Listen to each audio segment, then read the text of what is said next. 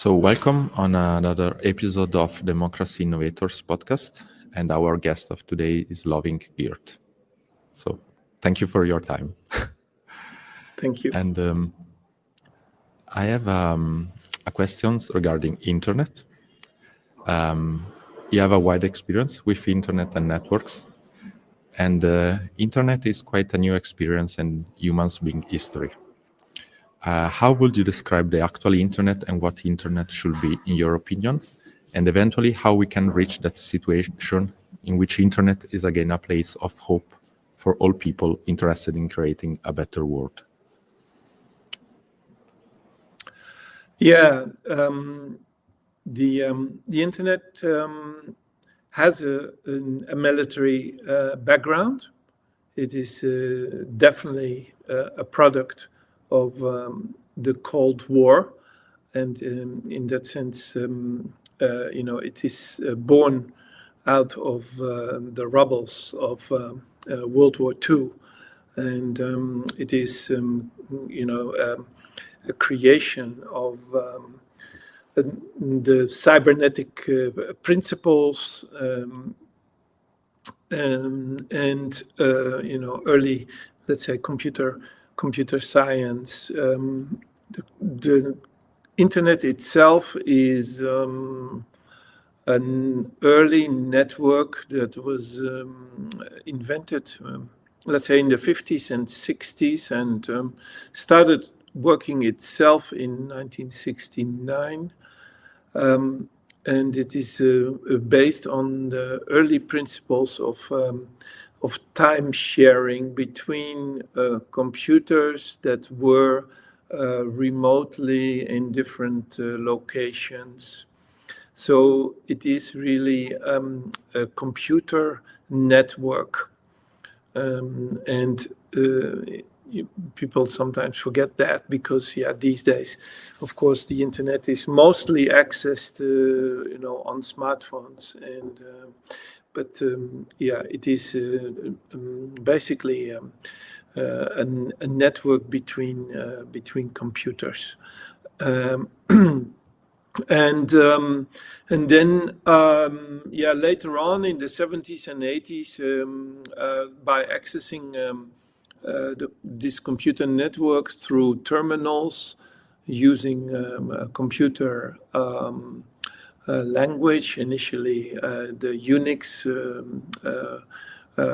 computer language, people started to see that they could, not just only communicate to another computer, but that they were actually through chat and email, etc., that they were actually communicating with other people that were in different locations. So they were not just accessing a computer to tell them what to do, a certain, let's say, computation, but they were actually talking to other people elsewhere.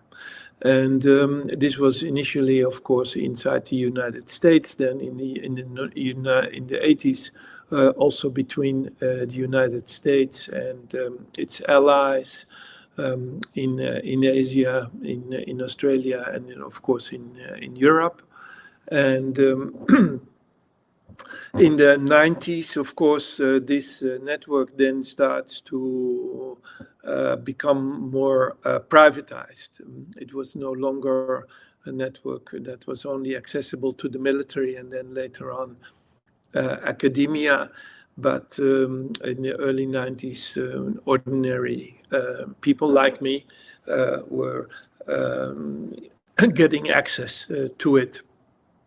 In the beginning, in the 90s, the internet was competing with other computer networks. And there was bulletin board systems, but there was also America Online, there was CompuServe, and a lot of others. But gradually, in the 1990s, the internet started to become the dominant computer network. And this is also because, it was quite cheap and kind of public. And so it was a public computer network because it came from academia after all. And then, of course, because of the invention of Tim Berners-Lee, the World Wide Web was created in 1991, which meant that it started to have a very easy to access interface, and people who did not have, let's say, computer programming skills were able to start to use it. And then the first websites came, and the rest is history, as they say. It grew very fast because of venture capital that was added to it, leading to the first .com boom.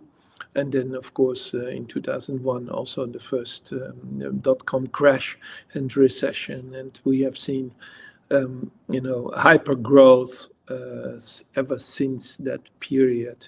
Around 2000, there were about 1 billion people, and now we are over 4 billion people using it worldwide.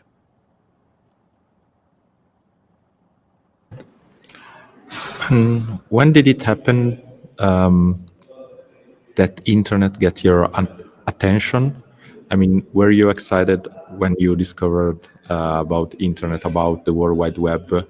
Is there any episode, any particular moment that you remember about?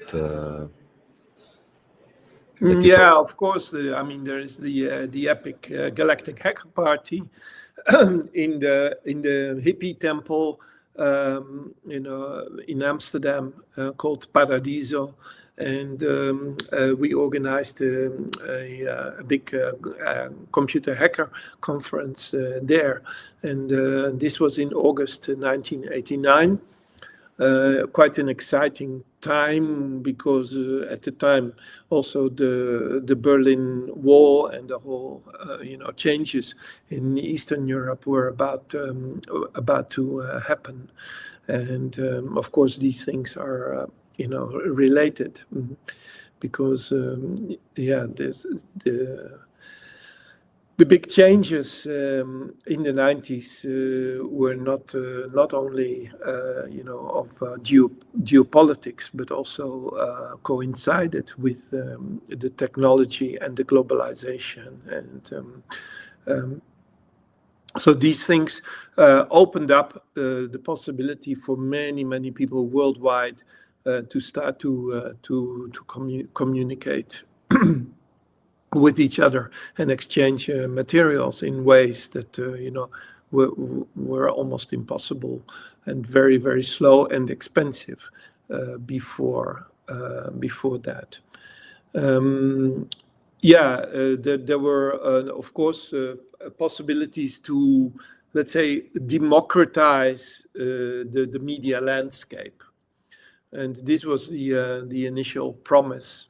I came from the new social movement, from squatting, from the anti-nuclear movement, and so we had a lot of experience with building our own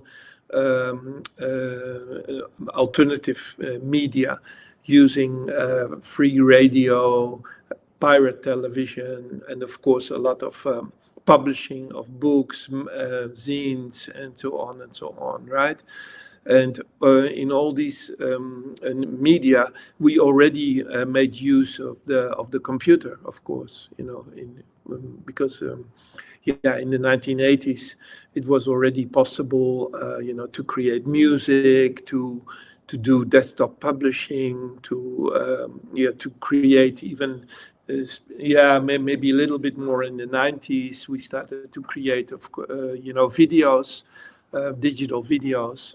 So all these, let's say, alternative underground experiences were directly connected to the democratization of all these tools that made it much easier, not only to produce but especially also to distribute and exchange materials, and then later, of course, combined. We were not only exchanging materials, but we were communicating with each other. The access to culture is very important, and I would like to talk about it, but a little bit later. And I would like to ask you about your background, and eventually also starting from, I don't know, from when you were a child, if you have something to say about memories that can inspire, or also about, of course, your academic background and professional one. Yeah, what's defining maybe it's not so much my early experience with the computer, that of course go back to the 1960s, when all this was also very much related to science fiction, maybe, and I grew up, of course, with that kind of imaginary. Started using punch cards and computers, probably for the first time in the early 1970s in school. I came across these machines that, for us, were primarily used maybe to make calculations. And I kind of like that. I like the idea that we're ultimately still talking about, let's say, very clever interfaces to machines that ultimately just make an enormous amount of calculations for us, right? That's a computer, and that's a smartphone. These are calculating devices, and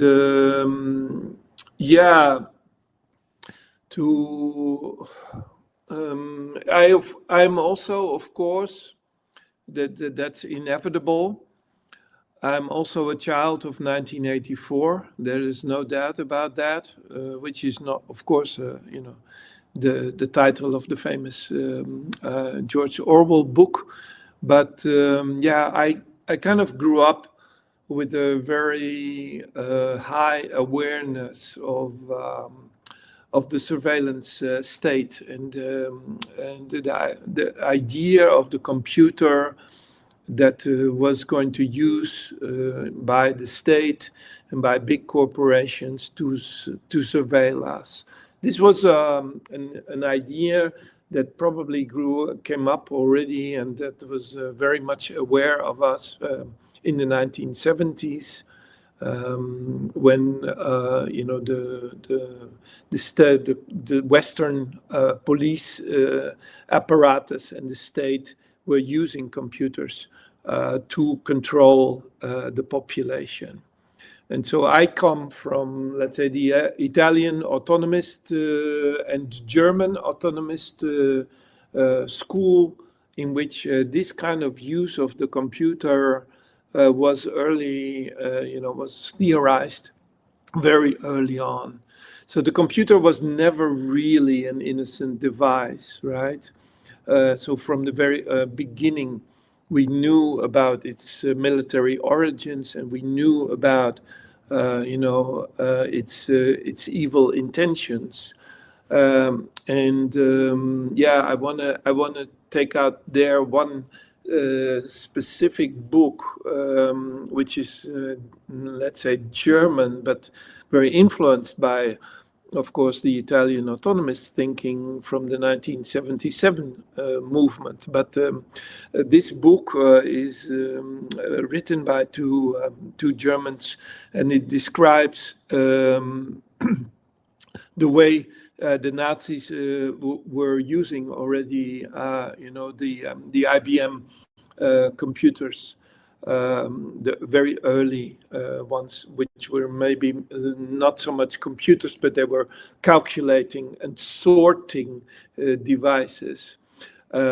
And this story really deeply influenced me when I read in West Berlin, when I was living there in the squats, about the way the Nazis were using the IBM computers in their relentless effort to kill all European Jews in the Holocaust. So the computer played an important role in sorting the population, sorting out, selecting people. And so the computer as a selecting device, it's kind of always stayed with me. So when we started to enter this field of the democratization of the computer, we were always doing this with mixed feelings, so to say. We knew of its very, very destructive nature and capabilities, and knowing also that we had to intervene there, but also not doing that with too much naivety or utopian ideas. We were very well aware from the mid-80s onwards that the fight over the architecture of the computer and the computer networks was going to be a very, very tough one, and was going to define the decades to come. This was clear very early on. And about your professional experience and academic background, would you like to share something? How did it happen? I studied political science and sociology from 1977 till 84. But this was, of course, also very much defined by my involvement and participation in a range of new social movements, but particularly the squatter movement in Amsterdam, but also in Berlin, where I lived. In my life, I've always gone back and forth between Amsterdam and West Berlin, which was later, of course, called Berlin after the fall of the wall. Initially, this was very much about, let's say, political philosophy and theory and sociology. Of course, at the time, of course, the study of Marxism, the history of the labor movement, socialism, but in my case, anarchism, was really defining my own intellectual trajectory. But we tried early on to really develop that, let's say, in contrast with our own experience in the social movements, knowing that the big, let's say, stories of the 20th century around Marxism and the emancipatory power of the labor, of the working class was, going to an end. And of course, we then literally experienced that, of course, in the collapse of the Soviet Union 5-10 years later. So we kind of actively contributed to the decline of, let's say, the Stalinism and the rigid dogmatic forms of Marxism. Because of my involvement in the whole question of media communication, I started to develop an interest in what was happening in West Germany at the time, which was called the rise of media theory, and I kind of developed myself also as an independent media theorist. And that sounds a little bit strange because I wasn't academic. I never really saw myself as an academic. I saw myself more as a, if you like, a Gramscian organic intellectual, part of the social movements, and as a media theorist. And that's basically what I'm still, practicing and trying to develop further. This field, in my personal biography, is very much related to two Germans who knew each other quite well from the city of Freiburg in the south. One is called Klaus Teweleit, and he is the author of Male Fantasies, a book that really, really defined me, maybe together with Deleuze Guattari, but also with Elias Canetti's Crowd and Power. A lot of things in this epic work kind of comes together. The other one that also was there at the time is Friedrich Kittler, and he is a media theorist, and he has written a number of books, but that really defined my intellectual, let's say, biography. But you could call him also the Foucault of the media, right?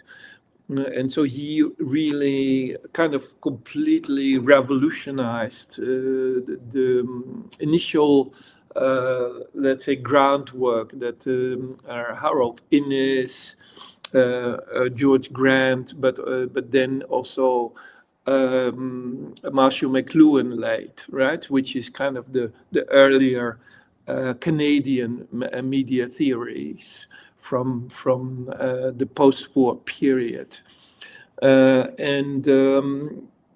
I started to participate in this scene, in this maybe movement, the German media theory, which was quite large at the time in let's say the late 80s and early 90s. And what then happened is that I kind of took this experience of the hackers and the computer networks and the media theory, and I brought that to the context of the emerging internet in the early mid-90s.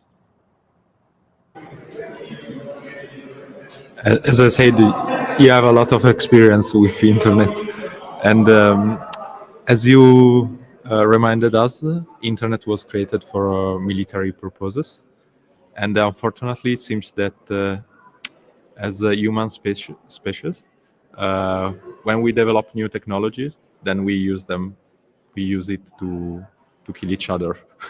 And this is something sad. Yeah. But yeah, eventually internet can be used also, as you said, to democratize access to culture.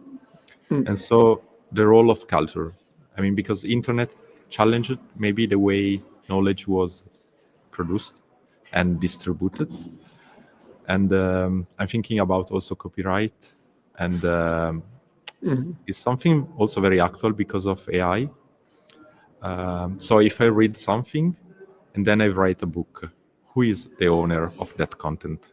These are philosophical questions, but maybe as a society we have to rethink how knowledge is distributed.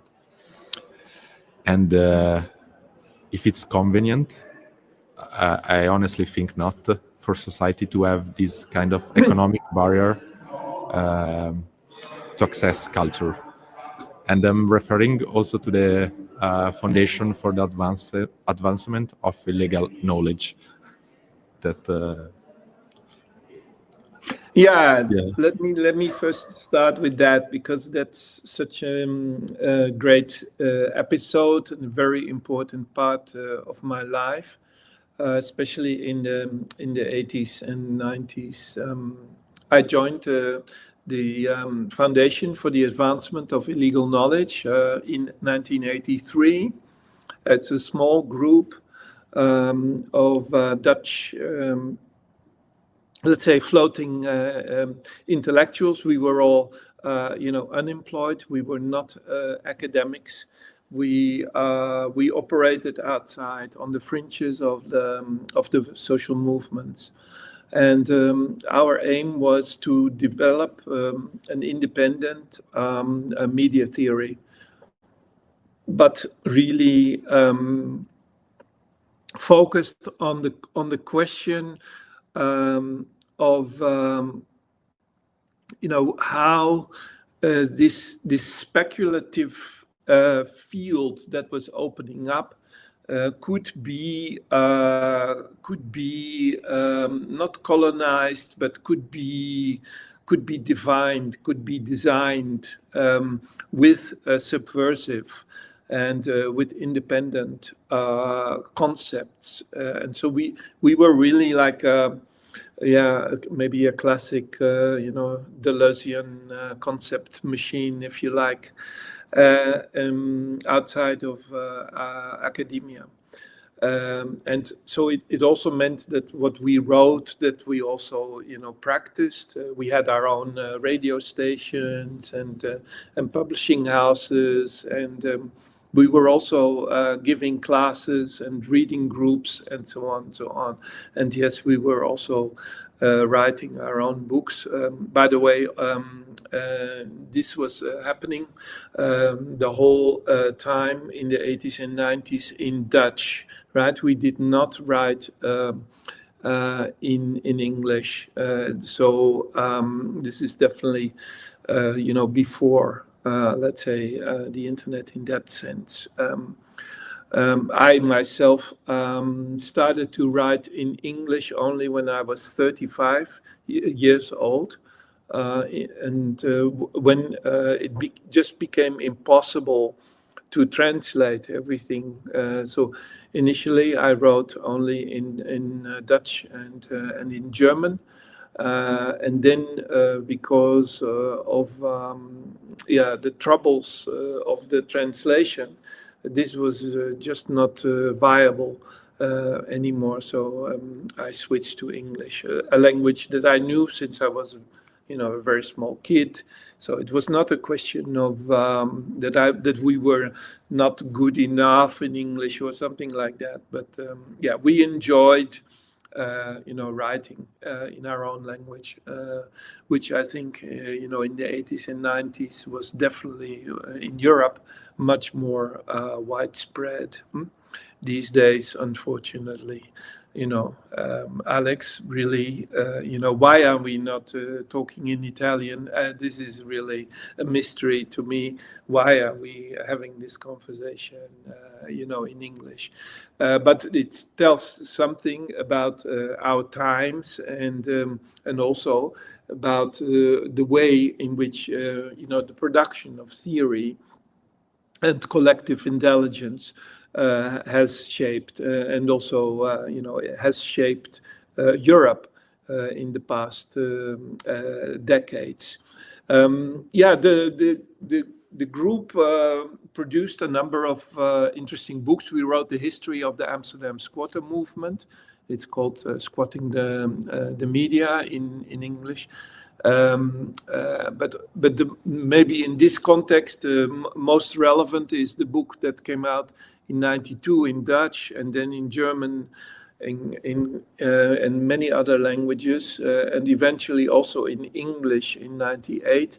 And it's called The Media Archive. And The Media Archive is really a book with an enormous amount of speculative figures and concepts. Most famous is probably, the data dandy, which is kind of a person related to the early days of surfing the web, which was it was a strange phenomena for us at the time. But also the idea of sovereign media was very important. Sovereign media were basically media that were only broadcasting to themselves and had emancipated themselves from any idea of an audience, that that I'm now talking to you. I'm not talking to other people, right? We are just having fun ourselves with the medium that we are using. And in this case, our medium is the internet. And so, so for us, sovereign media was a very, very important emancipatory moment, because broadcasting and distribution can also be very cumbersome and boring. If you look at how TikTok and Instagram, are producing an enormous amount of influencers, and how boring they are, you can see that the broadcasting or webcasting is quite a burden on humankind. We should really get rid of that idea, because it's really not leading us anywhere. It's just very, very boring content that comes out of this. So to get rid of the idea of reaching other people, this kind of evangelic impulse inside us, is something that we thought we should make fun of. Yeah, absolutely. And it's a good question, the one that you made about why we are not speaking in Italian. And I know that you also speak Italian. And possiamo parlare italiano. But then, a lot of people will not be able to understand. And I also agree about the quality of content on social media. And about that, I'm thinking about, let's say, independence of thought. Like, we are having a discussion, then the discussion is going to be published, and an algorithm that we do not control in any way is going to, to distribute the content based on the preference. But also, maybe that even, Alex, is an idealistic notion, because maybe in secret we hope that an algorithm will visit us, but maybe that's not even going to be the case. So in that sense, the whole AI thing is also based on a very idealistic notion that all content will be utilized in one form or another.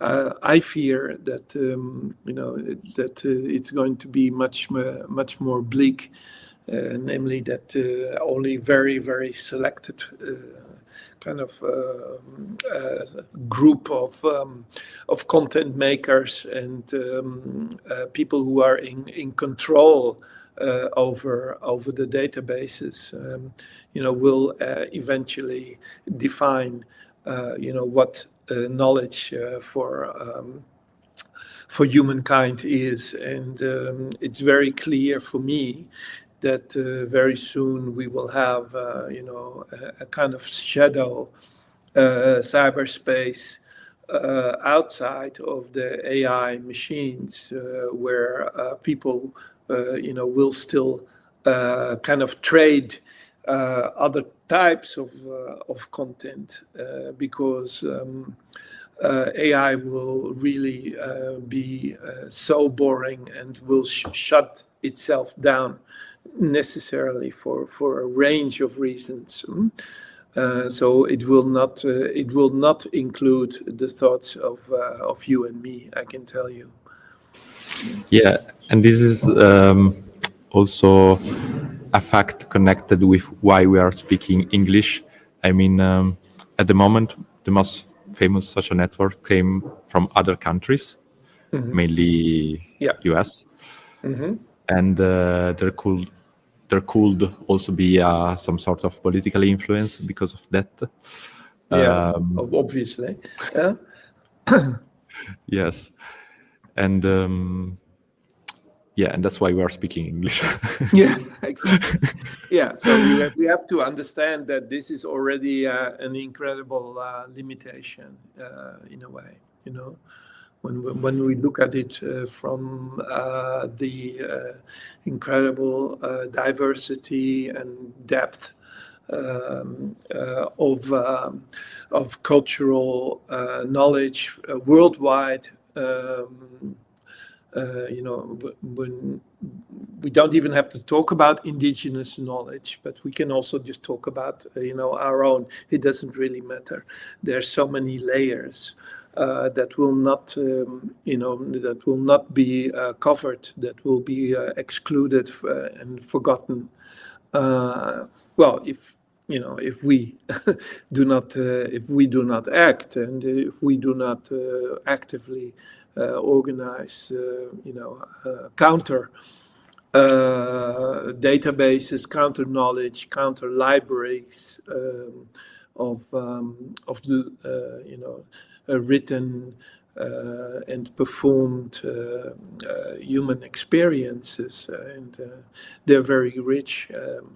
In fact, the archives of the 20th century are incredible, and I really fear that most of that will just be forgotten, because not just because it's not digitized, right?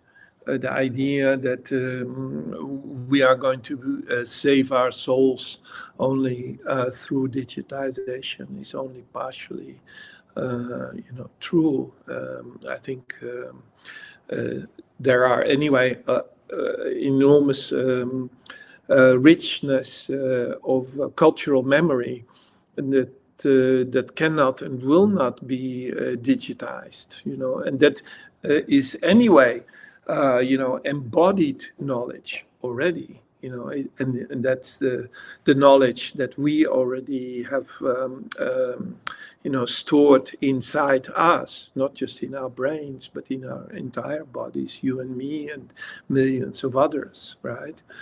So, so we have to really, really be careful in the coming years, not to reduce all this in the whole, AI spectacle that is ahead of us.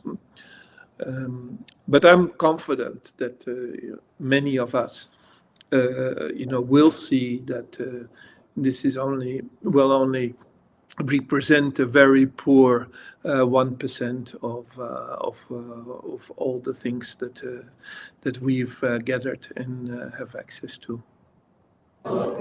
Yeah, I've read about theorists that says that from an internet of quantities, we'll go toward an internet of quality. I share this hope that we will not just produce content, and Yeah. we will produce good content. Yeah, but you asked me before, about let's say the history of content, and yeah, for me that is a really fascinating topic that we don't really hear much about, because in computer science, but also in Silicon Valley, people have very ambivalent ideas about content. Content, according to Marshall McLuhan already, didn't really matter, right? And so the really hardcore materialist media theory already tells us that content is really, it doesn't matter. It's not what it's about, right?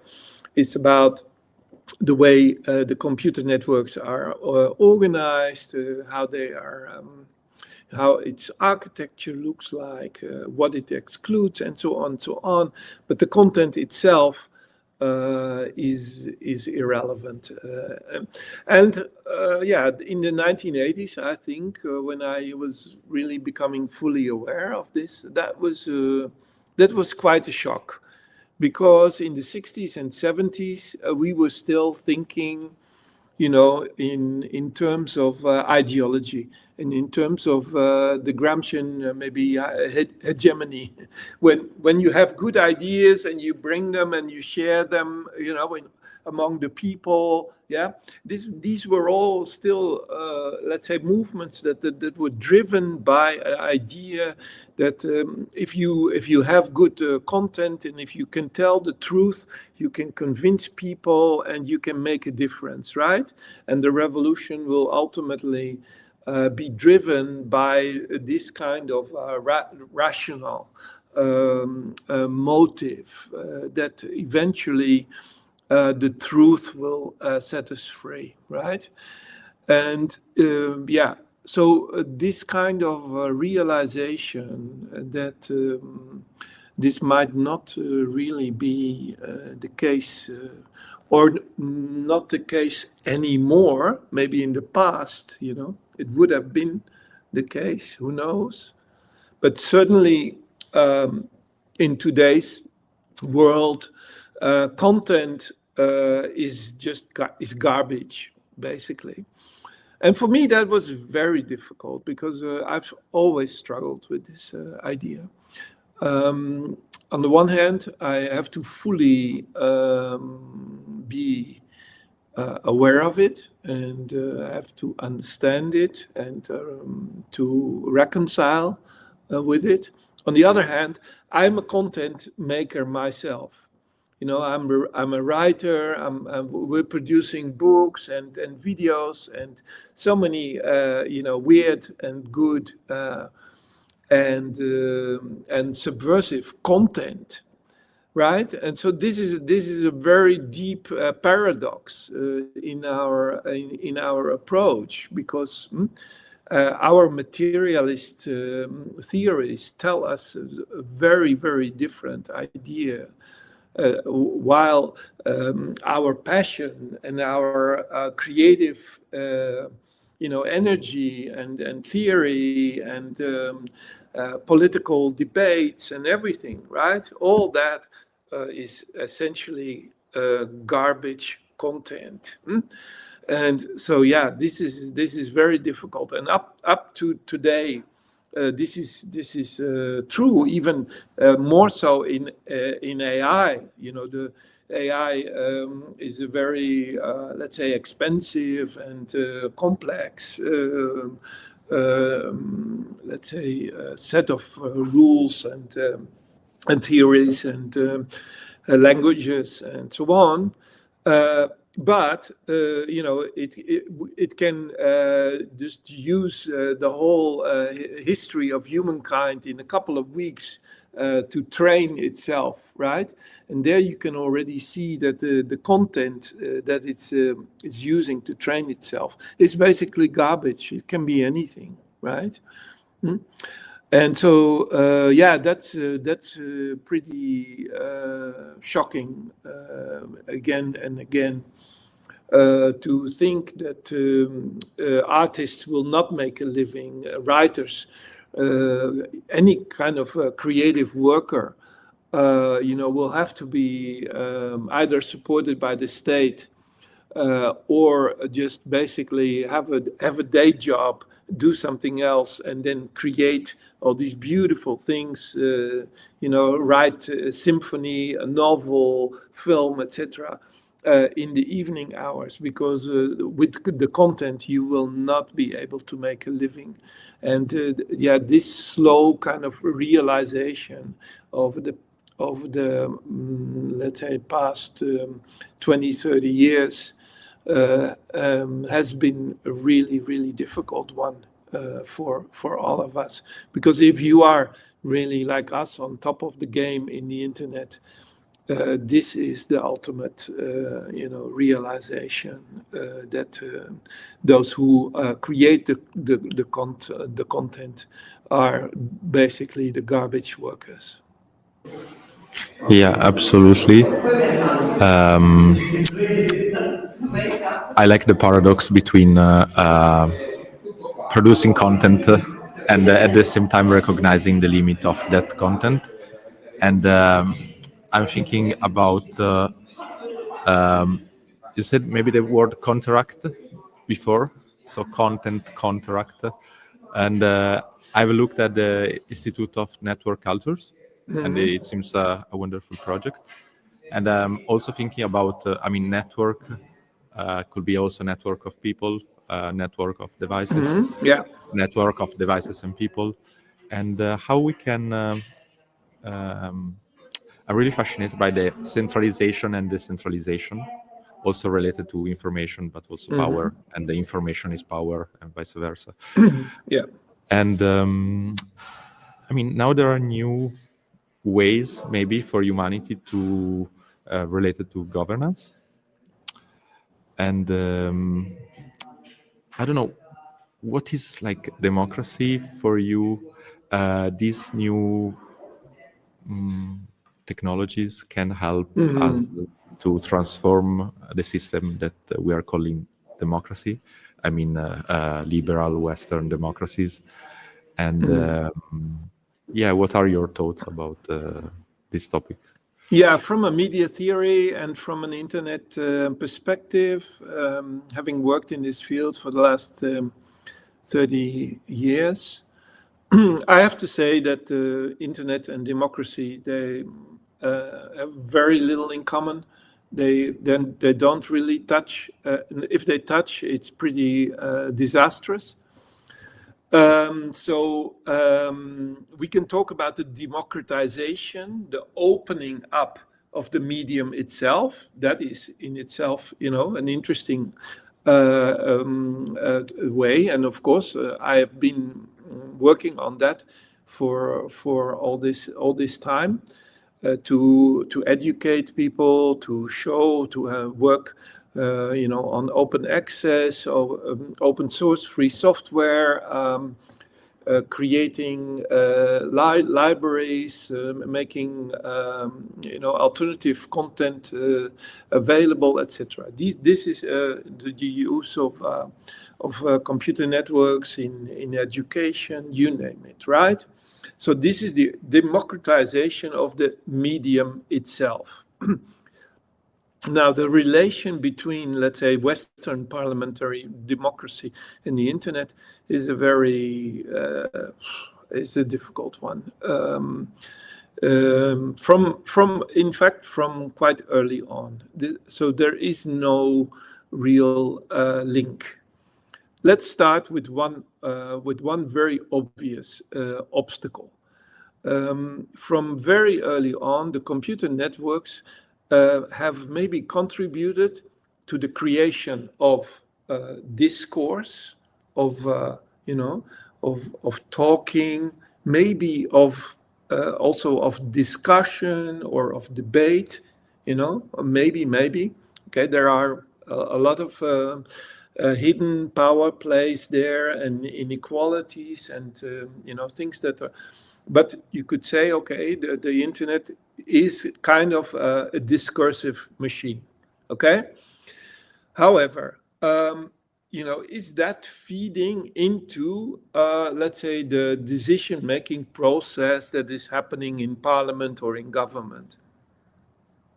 Maybe not, right? It's very problematic to even point at, where this is really contributing in a constructive way, right? Nowadays, of course, we know that with the internet you can bring down governments and subvert all sorts of systems, right?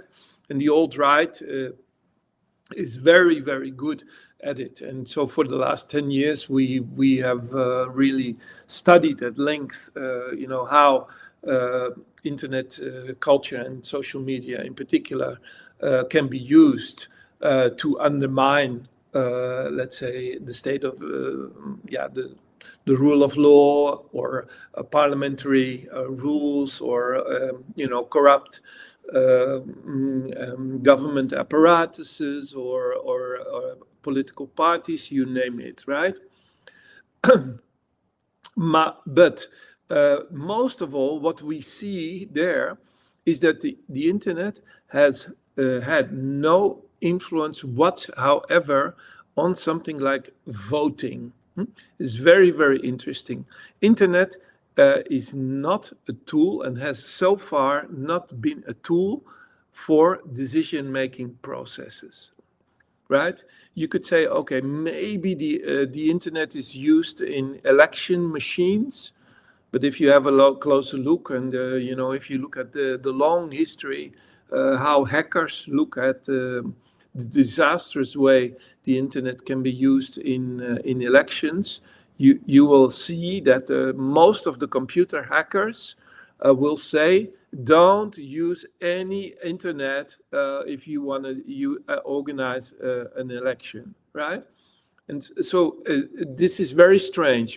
Already since the 1990s, when you go to hacker conferences, etc., the strong advice is don't use any computer networks in elections, right? Because they can and will be hacked, and the whole democratic process will inevitably be undermined by our machines. Yeah?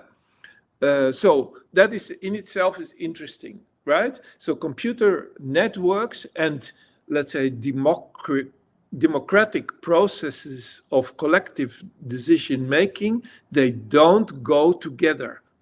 Don't. Right? And so that in itself is very interesting. And this is a takeaway of many, many generations of computer hackers. And I fully agree that we should not let these two things even come close to each other. This is very interesting because I think we have some technological solution that could actually help people to agree about certain topics, but at the same time, it's very true that technology can be hacked in some way, and then the result maybe is compromised by. Yeah, there you go. And so I've been very interested in decision-making processes using software in smaller groups, and maybe even in smaller social movements. But even there, let's say the outcome of that was a mixed feeling. So. The fact that the outcome can and will be manipulated is not a good one. It's certainly not. It's not what you want, and that's why I'm saying the internet can be used for critical discourse, but it's when it comes to probably collective decision making, it's very, very dangerous, and it's best to switch them off when it comes to voting and real decision making. I understand what you're saying. I hope that I still have in some way is to maybe not use anymore the voting system, but eventually to deliberate just talking as we are doing now, but about a certain political, social issue. And consensus seeking is, of course, ideal, but let's. I'm still very much in favor, that we do more experiments. And so far, in the last decade, not many such experiments have happened. And you could say, okay, maybe with the DAOs and the blockchain experiments, that's an attempt in that direction. But when you start to look at it, and we've recently, published a study about that by Inter Glurich, one of our researchers here at the Institute of Network Cultures. You can see that these experiments, there are very few, and the outcome is quite, let's say, mixed. Yeah. What shouldn't stop us from making further inquiries in that field, right? And we're definitely onto that. But it is quite telling that despite the fact that the overwhelming majority of humankind is using now these machines and devices, very, very few experiments are happening in this direction.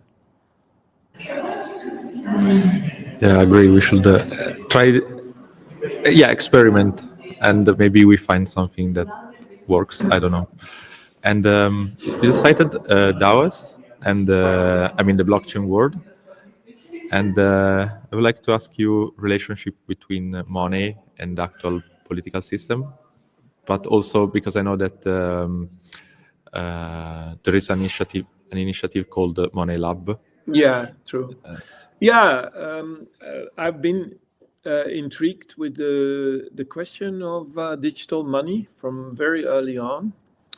Here in Amsterdam in '92, I already met David Chaum, which is the founder of DigiCash, which please read the Wikipedia page about Bitcoin.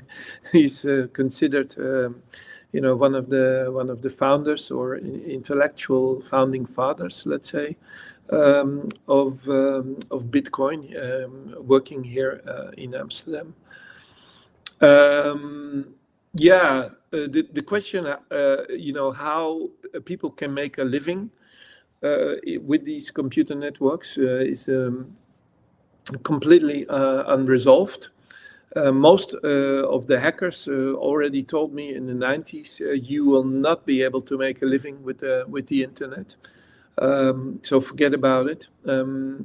You can maybe make a living if you're a designer or a programmer, and you work on the actual infrastructure of it. That there's some money to be made there. But if you are let's say making music or writing something, let's say poetry or a novel or a journalist for that matter, forget about it. Yeah? You can have a normal job, and then you can do that in your free hours in the evening, because you will never get money for what you're doing. And this has been a decision of the people who have designed these systems very early on. So it was always an uphill struggle, and it still is. And salute. Another question, the last one. Do you have a message for all the people that are actually working in the civic tech field? I mean, that are experimenting with technology for, that are building software that should help people to deliberate or to agree on a certain topic? No, for sure, because in my field, we had to at some point confront ourselves with the whole social media and what we call the platform blues. And this is something we have done not voluntarily, but only to understand the deeper drive and implementations and premises of this right-wing libertarian populist movement that was driven and was pushed forward by Silicon Valley very early on, right? This tendency has been around already. It was there in the mid 90s, right? So the right-wing techno libertarians go back a long time. And if you read, that famous essay called The California Ideology by Barbuk and Cameron from 1995, it's already all in there.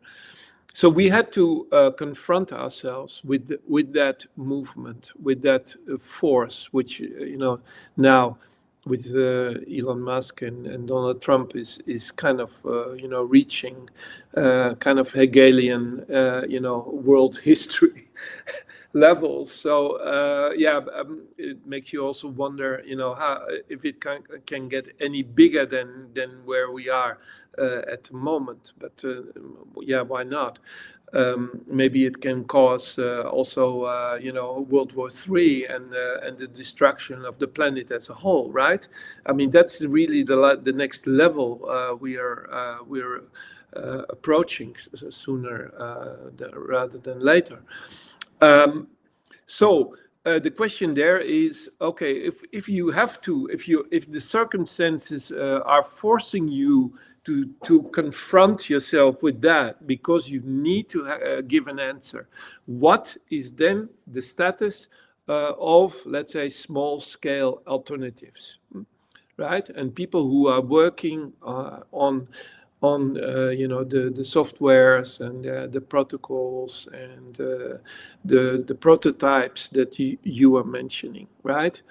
And I would say that at the moment we really should come together here in Europe, in Italy, France, in Germany, Netherlands, Spain, everywhere, Eastern Europe, and come together to discuss how we, in the next couple of years, want to, let's say, relate these two activities in a completely new way. Because if we are not, opening up this discussion, we may as well follow the news, what Musk and Trump and Zuckerberg are doing every day. And what we see also in Italy is that the counter movement is more and more just confronted with keeping up with the news, because nobody can really keep up with it, right? But this is all also taking away a lot of our own energy and attention to the alternatives. And the alternatives are out there. There are a lot of people amongst us with very, very good ideas, right? And so we are running in a real danger that we have to focus so much of our mental energy and collective anger towards what some call, the poly crisis, because it's a poly crisis, right? They're related. It's extraction, it's global warming, it's the disastrous effects of AI. The list of the poly crisis, as we all know, is very long, right? So day in and day out, we can just be completely overwhelmed just by dealing with that, and thus forgetting that we have a whole range, in fact, of quite interesting alternatives that have been developed in the background by small groups, collectives, initiatives, right? And so we really need to politicize and find a new balance between these two things that ask for our attention. And that's really the challenge ahead for the next couple of years. Thank you a lot. Really, it was wonderful. Very, very interesting for me. Greetings to Bologna. Thank you. Ciao.